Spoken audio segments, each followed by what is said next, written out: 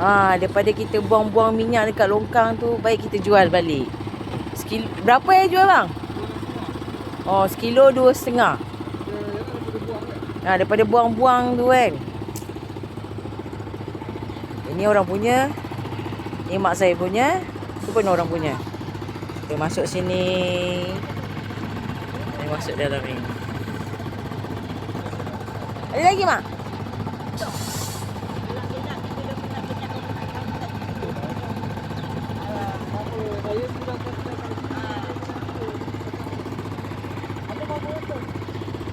Botol lepas tu minyak hitam.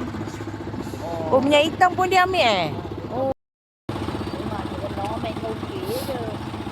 Dia kata silakan. Dia tu kita makan lah. Baik. Dia terletak lah. Dia orang laki dia. Orang lah. 14 day. Dia apa? 18 day. 18 day. Dia kata kalau kita makan minyak tu lambat. Bukan kalau lambat. Ni hasil jual minyak. Bagi apa? Pada korang kan dapat tu sekeping. Mana yang nak jual minyak tu boleh kontak nombor ni. Area Boleh ke buang lagi. area Kelang ni boleh lah. Buang ada